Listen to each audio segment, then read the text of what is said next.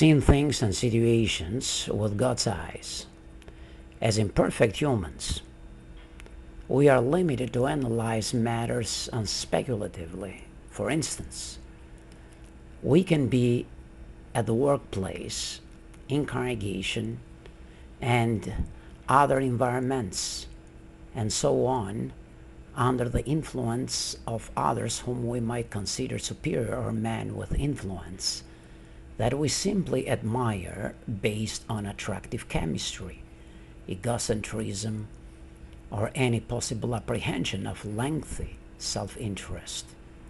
This kind of authority is injuriously hidden dignity, or undetected dominancy which enslaves our discernment, an authority that protects our emotional strength and mental faculty in order to decide and articulate matters and situations perceptively.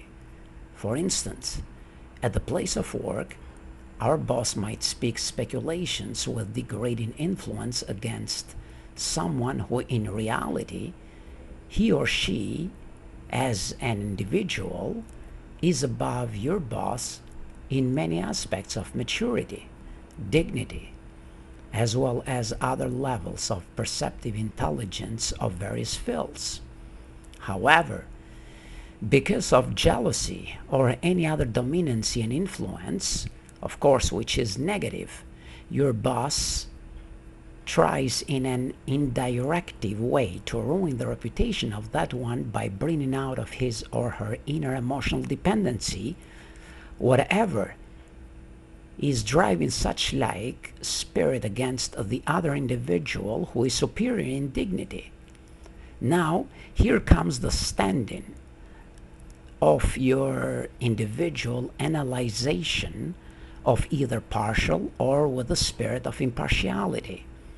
If you are shaky and not discerning because of lack of perception, maturity, and experience in life, as well as including the fear of the invasive spirit of silence worship growing within your person toward your boss. Of course, most of the time based on self-interest, such like invasive influence will dominate you to the point of keeping the side of your superior, who in reality, he or she could simply be a narcissist, psychopath, stupid, and possibly ambitious to have his own way in full and so on. Yes, you simply are a victim of your fear and the overall darkness invading your perception by holding you away from the real truth.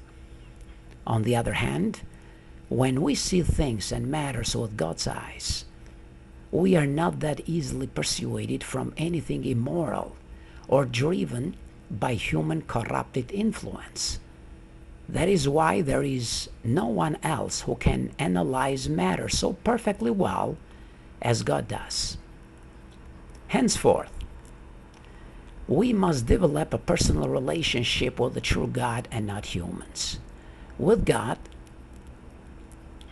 we can express our inner thoughts in a way we can't do so with any human, including our own mate. Additionally, as God is the perfect judge of any and every situation, He will continue to be the only one whom we can trust completely.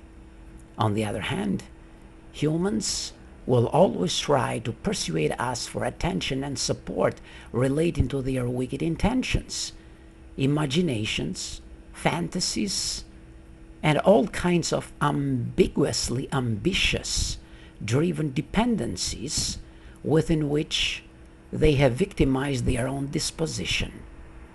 That is why they live in the world of darkness, which stand far away or in great distance from common moral sense and spiritual or biblical light, something for such like ones to conceptualize even as a thought.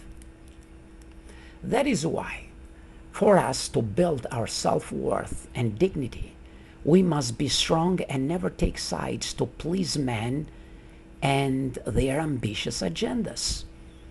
We ought not even to live for our own self as priority.